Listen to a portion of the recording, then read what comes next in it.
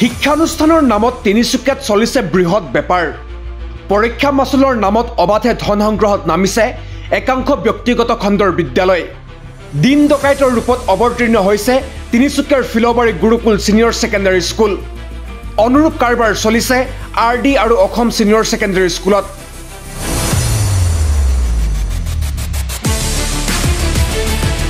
শিক্ষানুষ্ঠানৰ নামত ৰাজ্যত এখন বৃহৎ বজাৰ চলি থকাটো কোনো নতুন কথা নহয়। তিনিচুকীয়া জিলাতো এতিয়া তেনে একাংশ শিক্ষানুষ্ঠানে পৰীক্ষাৰ মাচুল সংগ্ৰহৰ নামত দিন ডকাইতিত নামি পৰাৰ চাঞ্চল্যকৰ তথ্য পোহৰলৈ আহিছে। কেৱল ধন ঘটাৰ আহিলা হৈ পৰিছে এইসমূহ ব্যক্তিগত খণ্ডৰ বিদ্যালয়। উল্লেখ্য যে জিলাখনৰ Philobari gurukul senior secondary school, Digboi RD senior secondary school, মাৰ্ঘেৰিটাৰ অসম জুনিয়ৰ কলেজে অবাধে ধন সংগ্ৰহ কৰাৰ তথ্য আৰু প্ৰমাণ আহি পৰিছে আপডেটৰ হাতত।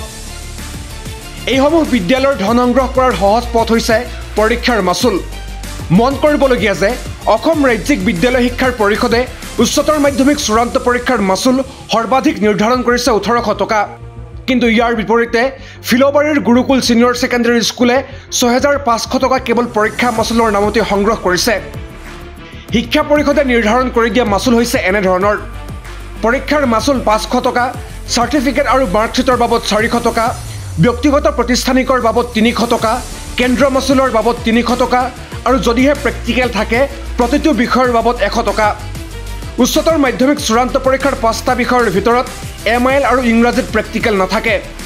বাকী 3টা বিষয়তে প্ৰেক্টিকেল থাকিলেও উচ্চতৰ মাধ্যমিক চূড়ান্ত পৰীক্ষাৰ মাচুল সৰ্বাধিক 1800 টকা হয়। ইয়াৰ বিপৰীতে ফিলবাৰীৰ গুৰুকুল ছিনিয়ৰ ছেকেণ্ডাৰী স্কুলে 6500 টকাকৈ সংগ্ৰহ কৰিছে। ইয়াৰ উপৰিও আম আদমি পাৰ্টি অসমৰ সভাপতি মনোজ ধানোৰৰ মালিকানাধীন ডিগবৈ RD ছিনিয়ৰ ছেকেণ্ডাৰী স্কুলে 5900 টকাকৈ আৰু মাৰ্ঘেৰিটা ষ্টেট অসম জুনিয়ৰ কলেজে 4400 টকাকৈ মাচুল সংগ্ৰহ কৰিছে।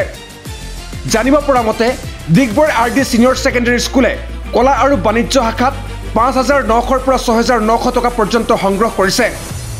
অনুৰূপ ধৰণে ফিলবাৰীৰ গুৰুকুল ছিনিয়ৰ ছেকেণ্ডাৰী আৰু মাৰ্ঘেৰিটাৰ অসম ছিনিয়ৰ ছেকেণ্ডাৰী স্কুলে যি হাৰত ধন সংগ্ৰহ কৰিছে সেয়া দেখি সকলোৰে চকু কপালত উঠিছে। ইয়াৰ পৰা এটা কথাই প্ৰমাণ হয় যে শিক্ষানুষ্ঠানৰ নামত বৃহৎ বেপাৰ চলাই আছে এইসমূহ ব্যক্তিগত খণ্ডৰ বিদ্যালয়ৰ মালিকে। নামভৰ্তি আৰু মাহেকীয়া মাচুলৰ নামত নিজৰ মন মৰ্জিৰে ধন সংগ্ৰহ কৰি ক্ষান্ত থকা নাই এইসকল শিক্ষাৰ বেপাৰী। চৰকাৰী নিৰ্দেশনাকো অৱজ্ঞা কৰি কেৱল চলাইছে লুণ্ঠন ৰাজ। আপডেটৰ বাতৰিৰ পাছতে হাহাকাৰ লগা ফিলবাৰীৰ গুৰুকুল ছিনিয়ৰ ছেকেণ্ডাৰী স্কুলে আইনী ব্যৱস্থা গ্ৰহণ কৰাৰো ভাবুকি প্ৰদান কৰিছে।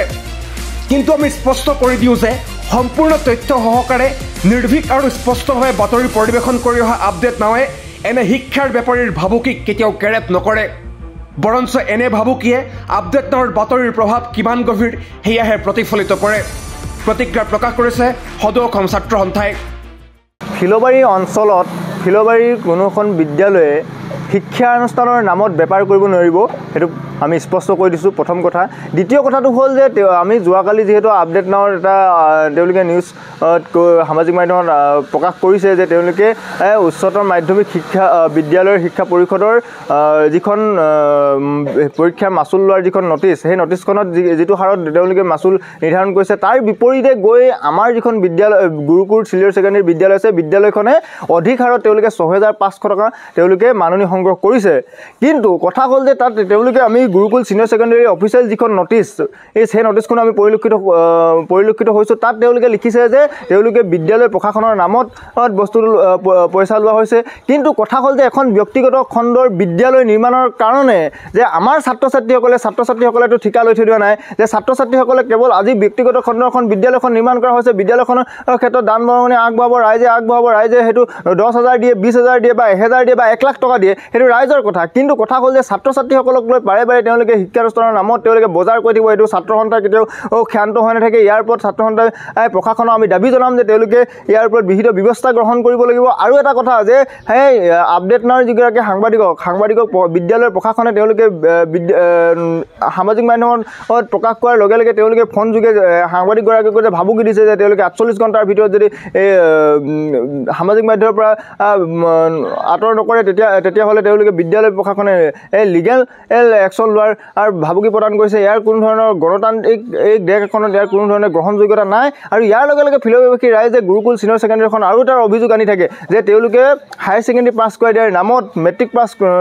নকৰা ছাত্ৰ ছাত্ৰীসকলক মেট্ৰিক পাছ কৰাই দিম বুলি তেওঁলোকে লাখৰ ঘৰত টকা লৈ তেওঁলোকে টকা সংগ্ৰহ কৰি থকাৰ অভিযোগ আছে। কিন্তু আমি এই ফিলবাৰী আঞ্চলিক ছাত্ৰ সন্থাই ইয়াৰ উপযুক্ত প্ৰমাণৰ কাৰণে ৰৈ আছিলোঁ। গতিকে আমি এই এটা কথা স্পষ্ট কৰি দিছোঁ, যদিহে তেওঁলোকে গুৰুকুল ছিনিয়ৰ ছেকেণ্ডেৰী এই বিদ্যালয়ৰ প্ৰশাসনে যদি শিক্ষানুষ্ঠানৰ নামত বজাৰ মেলিব বিচাৰিছে, কাঠফুলাৰ দৰে তেওঁলোকে বজাৰ খুলিব বিচাৰিছে, তেতিয়াহ'লে আমি ছাত্ৰ সন্থাৰ ক্ষান্ত হৈ নাথাকোঁ আৰু প্ৰশাসনক স্পষ্টকৈ দাবী জনাইছোঁ তেওঁলোকে অতি সোনকালে ইয়াৰ ওপৰত বিহিত ব্যৱস্থা গ্ৰহণ কৰক। অন্যথা কিন্তু ইয়াতকৈ আমি এই কাৰ্যসূচীৰ জৰিয়তে ইয়াৰ ওপৰত বিহিত ব্যৱস্থা গ্ৰহণ কৰিবলৈ বাধ্য হ'ম।